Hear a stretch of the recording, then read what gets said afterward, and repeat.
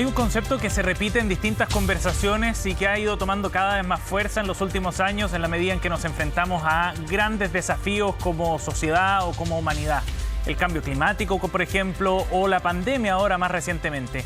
Hablamos del propósito, un concepto clave para entender y definir también estrategias para un grupo humano, para una empresa o a nivel personal incluso.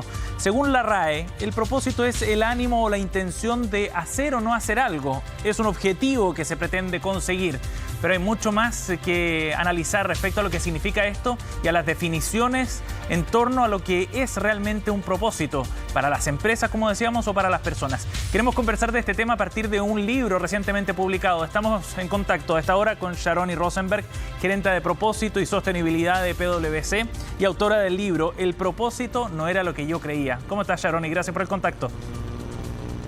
Hola, Sebastián. Muy bien, gracias. Gracias por conversar con nosotros sobre este tema a partir de tu libro, Sharoni, que aborda precisamente este tema. Cuéntanos en qué consiste el libro, por qué es importante en este momento hablar de lo que significa el propósito.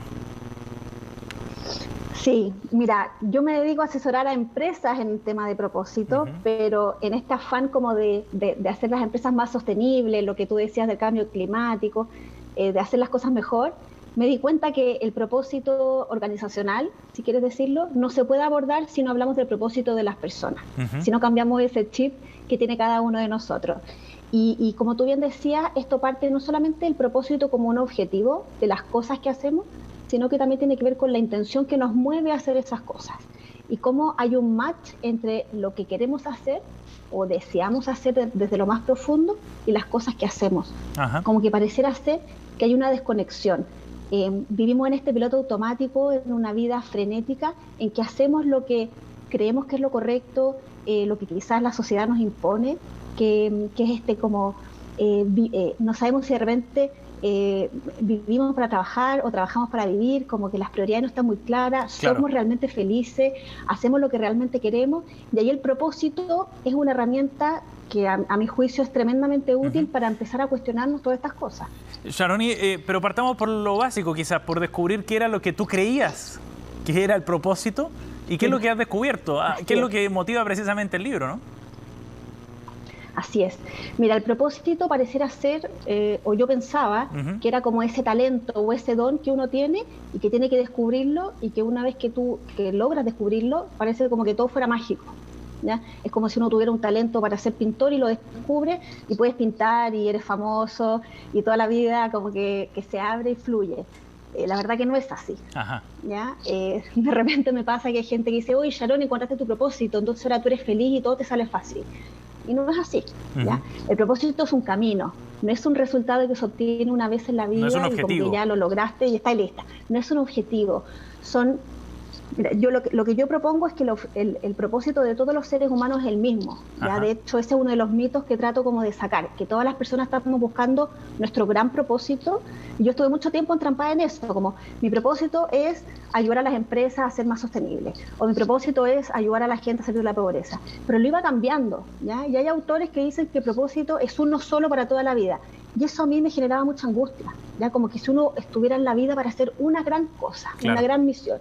Y la verdad que no es así, y eso es lo que yo quiero desmitificar un poco. El propósito de todos es el mismo, y ahí yo sigo un poco la filosofía de Aristóteles, que dice que todos los seres humanos nacemos para ser felices. ¿Qué es la felicidad? Es la gran pregunta.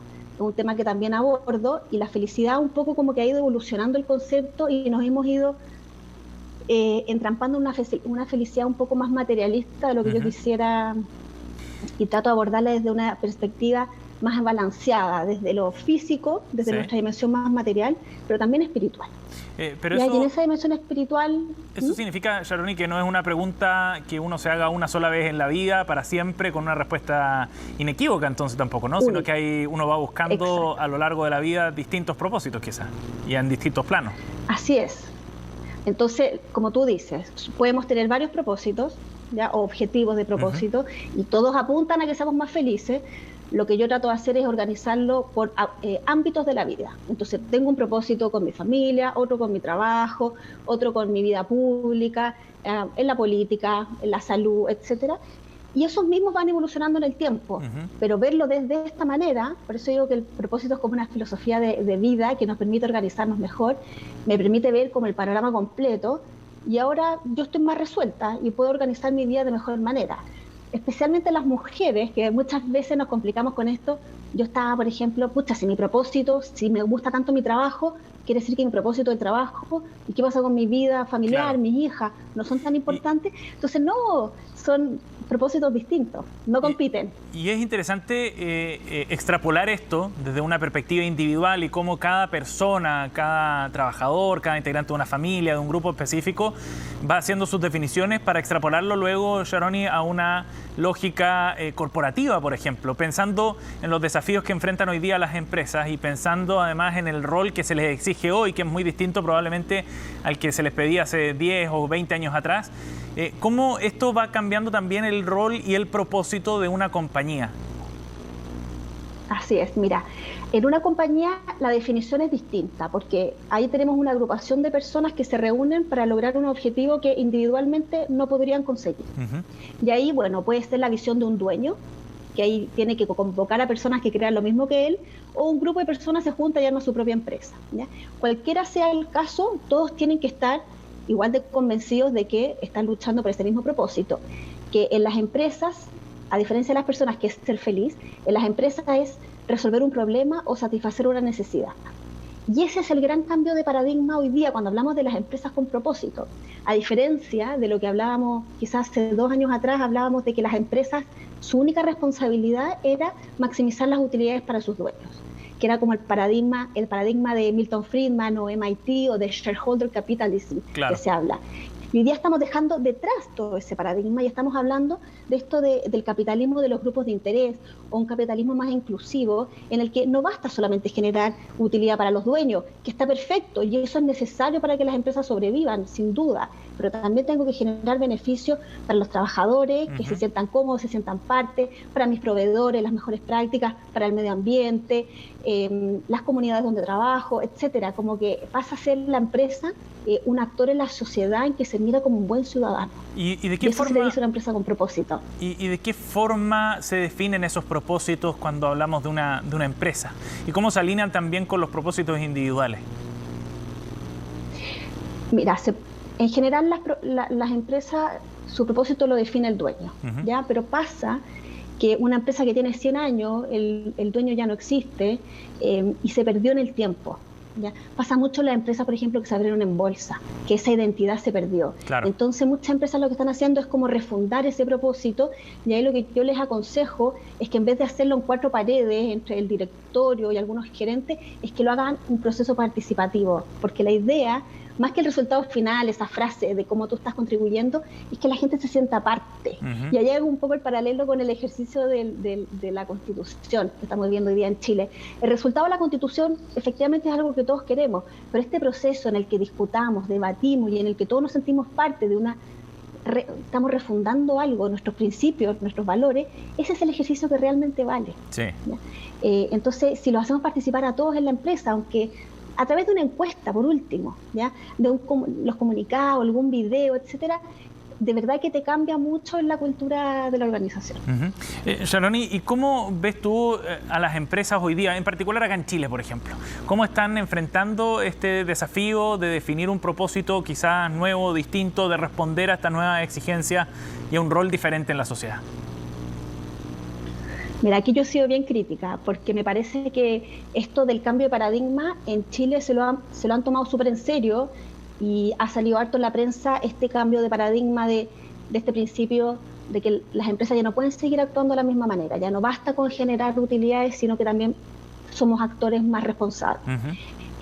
Pero en el ejercicio del propósito se están quedando mucho en sacar esta frase, que es un ejercicio comunicacional, las agencias de marketing hacen este ejercicio, pero ¿qué pasa después de eso? Tengo la frase, ya sé cómo contribuyo, pero ¿qué pasa después? ¿Cómo permea en mis actos de sostenibilidad? ¿Cómo permea en mi cultura, en mi liderazgo, en cómo interactúo con los otros stakeholders? Y ahí es donde nos estamos quedando cortos. Entonces, ¿cuál es mi gran miedo? que nos quedemos con esta frase, con este eslogan, en el que todos declaramos públicamente que estamos contribuyendo a la sociedad. ¿Y qué pasa después cuando en un par de años nos demos cuenta que estamos haciendo lo mismo? Sí. ¿Y ves algún cambio, por ejemplo, en las nuevas generaciones? Ahí puede haber algo interesante, algo fresco quizás. 100%. 100%. Y de hecho, los millennials que tanto los critican, son ellos los que han empujado este cambio. Sí. Creo que las empresas que están haciendo las transformaciones es porque han detectado esta necesidad. Y me pasa que de repente los dueños de las empresas, los directorios dicen, mira, me dicen, Sharon, y yo la verdad que no entiendo bien por qué partió esto, de dónde viene, pero escucho a mis hijos hablar y veo que se creen tanto este cambio, esta nueva generación, que yo sé que el mundo va para allá y por eso estoy liderando el cambio en mi empresa. Y eso es lo que a mí me llena de esperanza, porque veo una conexión entre los baby boomers y los millennials. Claro. Como que el baby boomer en verdad está llegando a una etapa en su vida en que está pensando en su legado y los millennials están pensando en que no quieren esperar a tener 60 años para pensar en su legado, quieren hoy día impactar el mundo positivamente. Sí. Y ahí se está generando un match que está siendo súper interesante. Y que es necesario además para enfrentar los desafíos que vienen por delante, que son enormes. Sharon, y gracias por conversar con nosotros hoy día, muy amable. Muchas gracias a ustedes, que estén muy bien. Bien, el libro El propósito no era lo que yo creía ya está disponible en librerías, escrito por Sharon Rosenberg, gerente de propósito y sostenibilidad de PwC.